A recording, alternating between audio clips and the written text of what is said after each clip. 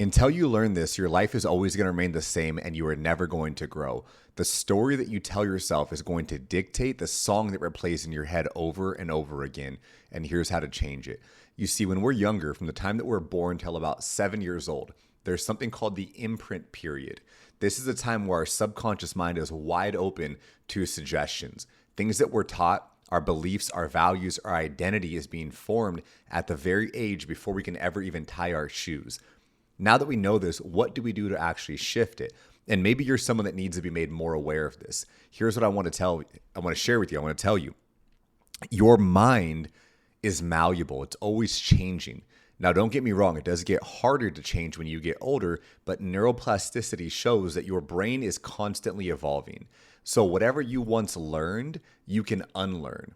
Whatever beliefs that you have, before that belief that you hold, first came a decision to believe that belief. And when you understand this, you understand that your entire life can be changed in a moment. And oftentimes you're one decision away from that change that you need to have. But here's the thing. Are you going to make that decision, or are you going to let life make that decision for you? We're always living our life either by design, what we create, or by default, what life creates for us.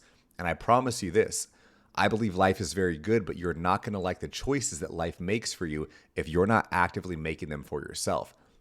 So, Cody, how do we understand that our minds are changing? How do we understand that we're in control of them? Well, here's exactly what it is that we were not given a spirit of fear, of timidity, but we were given a spirit of power, love, and self-discipline. I have the power to create something new in my life. I have the self-discipline to actually go after something that I want to go after. And when you understand this, you move differently. We have something in our brain called a reticular activating system that's a filtration system for all the things around us. They highlight things of importance and things of danger. And if you truly know that your brain is constantly changing and it's seeking out based on confirmation bias, which is the theory that whatever we believe is what we're going to see more of. If I believe that everyone of a certain political party are bad, I'm going to always see those same people out. I'm not going to see the good ones.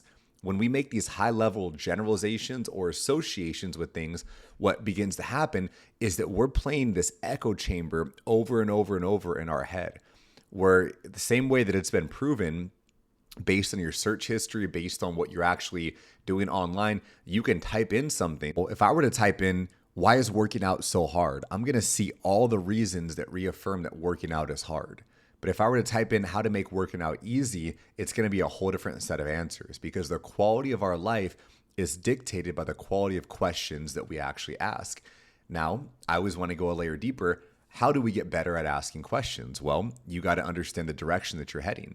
If I'm sitting there asking someone a bunch of questions with no designated outcome, the conversation's going to end up wherever it goes. It's going with the flow. However, if you are on a sales call and you're asking a bunch of random questions, you're going to lose the prospect somewhere in that flow.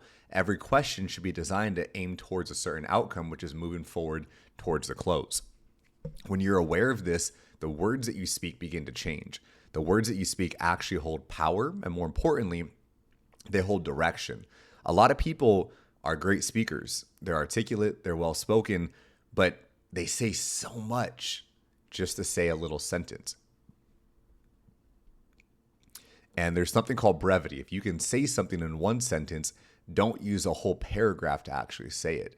And my life's work has been teaching people that our words hold power. Our brain is always changing, and you are responsible for that change. God has given us the ability to stand up, to be more than conquerors, to take territory. But what God can do for us, He'll do. But what you can do for yourself, it is your duty, your obligation to get off your butt and make it happen. I believe that you are capable of so much more than you can possibly imagine. I believe if you're watching this video, you are the one that was meant to change the bloodline of your entire family. You are the one that was meant to break off the generational curses of divorce, of debt, these things that our parents and our parents' parents have struggled with. You see, I believe that these things have ran into your family until they ran into you. And when it ran into you, an opposing force, you conquered that so that you no longer pass that on for generations to come. In the Bible, it says a good man leaves an inheritance to his children's children. And if you really think about this, what we hold, whether it's debt, an inheritance, our beliefs, struggles, communication issues, if we pass those on to our kids, what's happening? Our kids are going to then pass them on to their kids. So we need to start looking generations ahead and being aware that the time we have on earth is so precious, is so valuable. And I want to say that I love you. God loves you. He's proud of you. Keep going.